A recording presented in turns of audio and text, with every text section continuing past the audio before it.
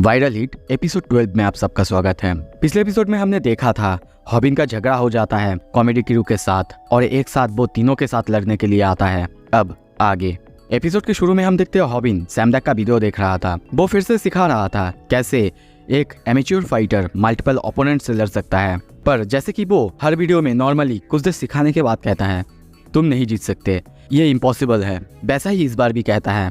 पर हॉबिन को देखते हैं, हॉबिन बैठा हुआ है और बहुत ही सीरियस होकर कहता है हाँ मुझे पता है तुम यही कहने वाले थे। सैमडैक कंटिन्यू करता है और कहता है तुम फाइटिंग में नए हो, ऐसे भी तुम्हारा कोई फॉर्मल ट्रेनिंग नहीं है। पर हॉबिन सोच रहा है हाँ तुम हर बार यही कहते हो, बाद में तुम मुझे सिखाते हो कैसे जीतना है। पर तभी देखते हैं सैमडैक कहता है अगर तुमको सच में मल्टीपल ओपोनेंट्स के खिलाफ जीतना है तुमको मेरा कम से कम 10 टेक्निक सीखना ही होगा। ओके देन चलो नेक्स्ट टाइम मिलते हैं। ये कह के वो पीछे जाने लगता है, भागने लगता है। ये देख के हॉबिन बहुत ज्यादा हैरान होता है और कहता है क्या कहाँ जा रहे हो तुम? नहीं तुम मुझे सिखाओ, क्या ये सच में इम्पॉसिबल है मल्टीपल ओपोनेंट्स के खिलाफ जीतना? फिर से कुछ देर बाद सैमडैक कहता है हाँ तुम जीत नहीं सकते पर शायद अपने लिए एक अलग सा विक्ट्री कर सकते हो। हॉबिन कहता है पता था मुझे। सैमडैक कंटिन्यू करते हुए कहता है ओके चलो नेचर को देखते हैं। नेचर में ऐसा बहुत बार होता है, तुम्हें उसी से इंस्पिरेशन लेना है। पता है इसका सोल्यूशन क्या है? सोल्यूशन है ब्लफिंग एंड इंटिमिडेशन। तुम्हें अपने ओपोनेंट्स के सामने बहुत बड़ा और खतरनाक दिखना है, भले ही तुम रियल लाइफ में ना हो। एक मेंटिस से सीखो, उसके सामने बड़े ओपोनेंट्स आने पर भी वो डरता नहीं, उल्टा वो अटैक ही करता है। एक गोरिल्ला को देखो, कोई भी नेचर के एनिमल को देखो जिनमें फाइट्स होते हैं, वो एक दूसरे से लड़ने के लिए खुद को बड़ा करते हैं और खुद को बहुत ज्यादा इंटिमिडेटिंग दिखाते हैं। कुछ देर बाद हम देखते हैं हॉबिन भी मेंटिस की तरह अपने आप को बड़ा और खतरनाक दिखा रहा है। ये देख के उसके सामने तीनों कॉमेडी क्रू की बंदे की पूरी तरह से फट चुका है। ह्योनसेक वो भी बहुत ज़्यादा डर चुका है और सोचने लगता है क्या प्रॉब्लम क्या है इस बंदे की? हॉबिन गुस्से में कहता है क्या तुम्हें लगता है तुम मुझे ऐसे ही कुछ कह सकते थे? हाँ पहले तुमने कहा था क्योंकि मैंने कुछ किया नहीं था। पर वो मन में सोच रहा है कब तक मुझे ऐसे ही रहना पड़ेगा? मैं तो अपने फेस के एक्सप्रेशंस को भी चेंज नहीं कर पा रहा हूँ। वो आगे की तरफ जाने लगता है और कहता है अपना फ़ोन मुझे दो तुम जल्दी। पर मन में सोच रहा है मैं डर रहा हूँ कि उन लोगों को पता चल जाएगा कि मैं एक लूज़र हूँ। योंगसक के साथ उसके दोस्तों को हम देखते हैं, उन लोगों को बहुत ज़्यादा डर लग रहा है। यहाँ तक कि वो ये भी सोचने लगता है क्या ये बंदा इतना ज़्यादा इंटिमिडेटिंग कब से हो गया? और क्या सच में इसी ने तायोन और पागो को हराया है? और ये बंदा सडनली इतना टॉल क्यों लग रहा है? हॉबिन आगे आ रहा था पर तभी देखते उसका पैर मुड़ जाता है। पर हॉबिन के दिमाग में सिर्फ एक ही बात आ रहा था, पर तुम्हारी ये ट्रिक तुम्हारी ओपोनेंट को कभी भी पता ना लगे। हॉबिन का एक पैर से उसका शू निकल जाता है और तभी देखते हैं वो लोग उस शू को देखते हैं। हॉबिन ने लंबा दिखने के लिए इंसोल पहना हुआ था। तभी हॉबिन सोचता है मैंने गड़बड़ कर दी। पर उनको तभी कहता है क्या तुम मुझे मेरा शू दे सकते हो? तभी देखते हैं गुस्से में एक बंदा उसे आके शोल्डर पे पंच मारता है। पंच मारते ही वो शॉक हो जाता है क्योंकि उसे वहाँ पे बहुत ज़्यादा नरम कुछ फील होता है। वो सोचने लगता है ये ऐसा फील नहीं हो रहा है मैं किसी इंसान को मार रहा हूँ, बल्कि ये ऐसा फील हो रहा है जैसे कि मैं किसी फ्लफी चीज़ को मार रहा हूँ। हॉबिन को देखते हैं, उसका मुंह अब लाल हो चुका है। पर वो बंदा अभी भी उसके कंधे पे मारे जा रहा है, धीरे धीरे कोशिश कर रहा है समझने की क्या है। हॉबिन कहता है रुको ये मेरा शोल्डर ही है, मैंने कहा ना। पर वो बंदा समझ जाता है हॉबिन ने शोल्डर पैड पहना है। तभी देखते हैं वो बंदा उसे बहुत ही गुस्से में पंच करने के लिए आगे आता है। पर हॉबिन सोच रहा है क्यों ये बंदा मुझे पंच करने के लिए आगे आ रहा है, बहुत ही गुस्से में है, फिर मुझे डर क्यों नहीं लग रहा है? ओह समझ गया, जब मैं ताइहुन के बारे में सोचता हूँ सोचते ही मुझे चील आ जाता है, मुझे बहुत ज़्यादा डर लगने लगता है। पर उसके सामने ये बंदा कुछ भी नहीं है, इसलिए मुझे डर नहीं लग रहा है। और तभी देखते हैं वो काप किक मारता है और सोचने लगता है तो डर ऐसे काम करता है, ऐसे जब तुम किसी एक खतरनाक चीज़ से डर जाते हो, उससे कम डरावनी चीज़ से तुम कभी नहीं डरते। हॉबिन की काप किक से हम देखते हैं उस बंदे को बहुत ज़्यादा दर्द हो रहा था। पर तभी फिर से वो उसे पंच मारने आता है। हॉबिन फिर से अपना वही technique getting hit without getting hurt उस टेक्निक का यूज़ करता है और फिर उसे एक पंच मारने जाता है। पर तभी देखते हैं दूसरा बंदा आके उसे एक किक मारता है जिससे वो दूर जाके गिरता है। अब सभी उसके ऊपर हंस रहे थे पर हॉबिन बिल्कुल चुप था। वो उनके ऊपर ध्यान नहीं दे रहा था क्योंकि वो फोकस कर रहा था खुद के ऊपर, फोकस कर रहा था कि उसका अटैक पहले काम क्यों नहीं किया था। ये पहली बार था जब उसने सैमडैक का वॉइस अपने दिमाग में नहीं सुना था क्योंकि वो उसके लेसन्स भुला ही नहीं था। उसका दिमाग पूरी तरह से ठंडा था। ये पहली बार हॉबिन फाइट कर रहा था। पहली बार था जब किसी वीडियोस के ऊपर नहीं, अपने ऊपर भरोसा करके वो फाइट कर रहा था। तभी देखते हैं हॉबिन उनसे भागने लगता है, किसी और जगह पे जाने लगता है। एक जगह पे आके रुकता है और सोचता है मेरा अटैक काम नहीं किया था, क्योंकि वहाँ पे बहुत ज़्यादा रूम था 3 लोगों के खड़े होने के लिए। और तभी देखते हैं वो एक नैरो गली में आता है। एक बंदा आके उसे पंच मारता है। वो अपना फिर से वही टेक्निक यूज़ करता है और फिर से उस पर एक बहुत ज़ोरदार काप किक का यूज़ करता है। हमें यहाँ पे बताया जाता है हॉबिन ने अब तक ये रियलाइज़ ही नहीं किया था कि वो अब एक फाइटर बन रहा है। ये किक मारने के बाद उसके अंदर कुछ चेंजेस आ रहा था। वो सोचने लगता है दिस इज़ फकिंग एनोइंग। पर वो उनकी तरफ देखता है, चौंकता है, क्योंकि वो लोग बहुत ज़्यादा फाइन लग रहे थे। ऐसा लग रहा था जैसे कि उनको कुछ हुआ ही नहीं था। सोचने लगता है क्या मैंने गड़बड़ कर दी, क्या मेरे अटैक्स काम नहीं किए। तभी मियोन संग को देखते हैं, वो हॉबिन की वीडियोस देख रहा था और कहने लगता है you are the only one हॉबिन, तुम्हारे अटैक्स काम किए हैं। और तभी देखते हैं वो अपने दोस्तों के साथ उसके वीडियोस देख रहा था। वो लोग हंस रहे थे। ये देख के बहुत ज़्यादा शॉक थे कि हॉबिन के जैसा कोई बंदा, उसे देख के लगता नहीं मार्शल आर्ट जानता होगा। दूसरा बंदा कहता है क्या ये छोटा सा बच्चा, इसका किक क्या सच में काम करेगा। मियोन संग कहता है क्या कहा तुमने, छोटा सा बच्चा? पता है तुम्हें उसने क्या किया है? उस काप किक को 10,000 बार 1 महीने के अंदर उसने प्रैक्टिस करा है। मैंने करा था, मुझे पता है इसमें कितना ज़्यादा मेहनत लगता है। ये सुन के वहाँ के सारे बंदे बहुत ज़्यादा शॉक हो जाते हैं। मियोन संग कहता है अगर ये किक प्रॉपरली किसी बंदे के ऊपर पड़ता है तो वो हील भी नहीं पाएगा। और तभी देखते हैं वैसा ही होता है। जिन 2 बंदों को हॉबिन ने कप किक मारा था उनकी पैरों की हालत बहुत ज़्यादा ख़राब हो जाता है। वो लोग सोच रहे हैं क्या हो रहा है हमारे साथ, इस जैसे पिद्दी से बंदे के किक मारने से हम ऐसे हील क्यों नहीं पा रहे, हमारी हालत इतना ख़राब क्यों हो रहा है। पर तभी मियोन संग कहता है पर मुझे समझ में नहीं आ रहा है, जो बंदा पहले सामने है उसको तो हॉबिन ने नहीं मारा था, फिर वो हील क्यों नहीं रहा है। तभी पीछे से आवाज़ आता है क्या तुमको जानना है उनका जो लीडर है वो वहीं पे खड़ा क्यों है। वो लोग पीछे देखते हैं और तभी उनके पीछे हमें दिखाया जाता है UFC ट्रिपल चैंपियन, जो कि नंबर 1 ओवरऑल रैंक करता है, और वो है मियोन संग का कोच लोगन द स्माइलिंग किंग। वो हंसते हुए कहता है कम ऑन, तुम प्रो हो यार, तुमको पता होना चाहिए, या फिर तुम्हारी आंखें होने के बाद भी देख नहीं पा रहे हो। उस बच्चे ने ऑलरेडी दिखा दिया है वो खतरनाक है। तभी कॉमेडी क्रू के लीडर को देखते हैं, वो डर रहा है, पसीना आ रहा है। वो पीछे देखते हुए कहता है मुझे विश्वास नहीं हो रहा है, डर रहे हो उससे। लोगन तभी कहता है उसका ओपोनेंट वो ऑलरेडी एक अल्फा गोरिल्ला जैसे हॉबिन को देख के डर चुका है। तभी हॉबिन को देखते हैं, वो सोच रहा है गॉड क्या मेरे साथ कुछ गड़बड़ है कुछ मेरे साथ। मेरा हार्ट ऐसे बीट क्यों कर रहा है जैसे कि मैं किसी लड़की के सामने हूँ या फिर लड़की से पहली बार बात कर रहा हूँ। पर तभी देखते हैं वो बहुत ज़्यादा एक्साइटेड होता है और कहता है कौन सा टेक्निक, फिर मैं कौन सा टेक्निक यूज़ करूँ। इसके बाद उसका फेस पूरी तरह से रेड हो चुका है, वो बहुत ज़्यादा एक्साइटेड है। और तभी वो सोचता है तो ऐसा फील होता है एड्रेनालिन। तभी आवाज़ आता है सब कोई रुक जाओ। हम वहाँ पे देखते हैं योल्गा अब दूसरी लड़की को पकड़ चुकी है और सबको डराने लगती है, कहने लगती है अगर तुमने कुछ किया तो मैं इसे मार दूंगा। वो बंदा डरता तो नहीं, एक्चुअली वो हॉबिन से डरा था। तभी उस लड़की को छुड़ा के वहाँ से जाने लगता है। वो लड़की कहती है अरे तुम उन्हें ऐसे ही छोड़ दोगे। पर यहाँ पे हम जानते हैं वो बंदा पूरी तरह से डर चुका है और खुद को बचाने के लिए, खुद का मजाक बनने से बचने के लिए वो वहाँ पे उनको लेके चला जाता है। पर सब कुछ तो ठीक ही होता है, पर यहाँ पे किसी को रियलाइज नहीं हुआ था कुछ हॉबिन के अंदर जाग रहा था, कुछ हॉबिन के अंदर जाग चुका था। हॉबिन सोचता है मुझे मजा क्यों आ रहा है, ये बहुत ज़्यादा वियर्ड है, ये मुझे पसंद आ रहा है क्यों। उसका फेस अब पूरी तरह से रेड हो चुका है। वो बस ये सोच के बहुत ज़्यादा हैरान है मारपीट करना उसे इतना पसंद क्यों आ रहा है। और तभी हमें यहाँ पे बताया जाता है हॉबिन ने अपने अंदर कुछ अनलॉक कर लिया है, उसके अंदर का फाइटिंग टैलेंट उसने अनलॉक कर लिया है। कुछ देर बाद देखते हैं यहीं पे उनका लाइव स्ट्रीम ख़त्म हो जाता है। वीडियो अपलोड करने के 1 हफ्ते बाद ही 2.3 मिलियन व्यूज़ आ जाते हैं। पर दूसरी तरफ कॉमेडी क्रू की हालत बहुत ज़्यादा ख़राब है।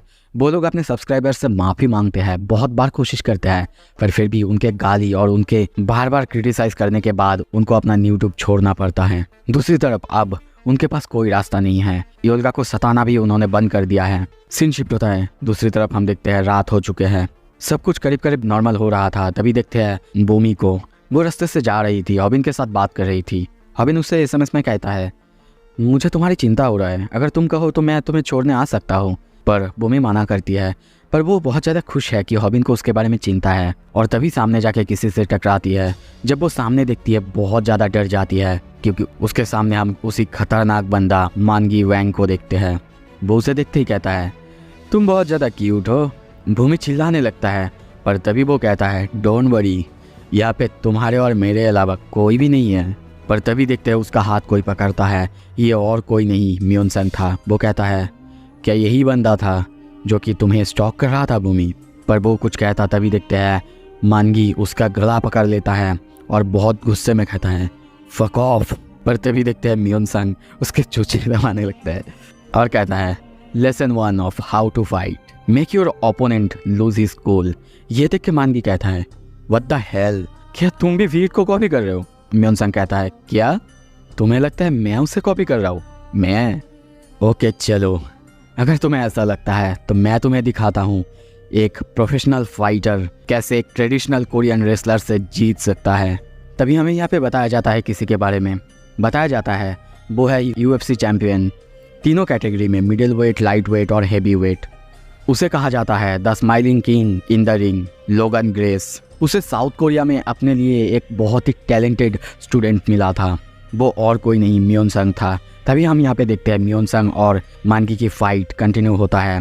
मानगी कोशिश करता है म्योनसन को नीचे दबाने की। म्योनसन इतना टैलेंटेड होने के बावजूद उसने कभी भी एक इतना खतरनाक और इतना ताकतवर फाइटर रेसलर से नहीं लड़ा था। तभी देखते हैं मानगी फिर से उसे उठा के जमीन में पटकने की कोशिश करता है, पर जब वो अपने हाथ की तरफ देखता है वहाँ पे वो नहीं था। सामने म्योनसन कहता है, तुम एक वाइल्ड एनिमल की तरह लड़ रहे हो, तो मुझे लगता है अब मुझे भी अपने प्रॉपर स्ट्रीट फाइट जैसा लड़ना होगा। ये सुन के मानगी बहुत ही गुस्से में उसकी तरफ भागने लगता और कहता है, मैं हर किसी को मार दूंगा जो कि बहुत अच्छे दिखते हैं।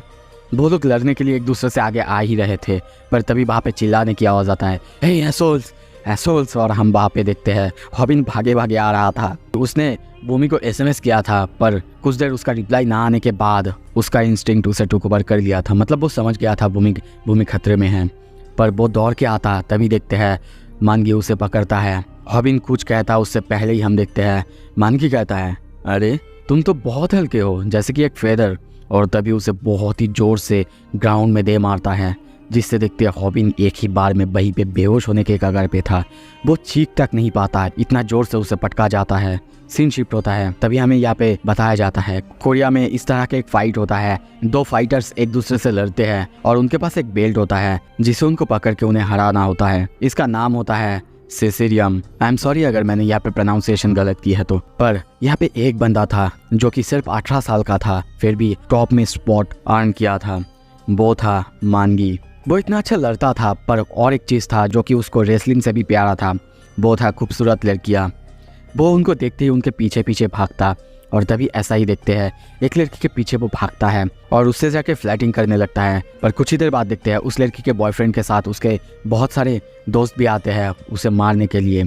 उन सबको अपने सामने देख के मानगी को बहुत ज़्यादा गुस्सा आता है और कुछ ही देर बाद देखते हैं वो उन सबको बहुत ही आसानी से खतरनाक तरीके से हरा देता है, क्योंकि वो अगर खूबसूरत लड़कियों से प्यार करता है तो दूसरी तरफ खूबसूरत लड़कों से बहुत ज़्यादा नफरत करता है। अपने सामने उनको देखते ही मारने लगता है। यही सब कुछ हम देखते हैं स्नैपर बता रहा था। वो कहता है, तो ये नॉर्मल है हॉबिन, नॉर्मल है, तुम उसे कभी हरा ही नहीं सकते थे, तो अब बाहर आ जाओ बाहर से हॉबिन। वो हॉबिन को समझाने की कोशिश करता है, पर हॉबिन कहने लगता है, कैसे?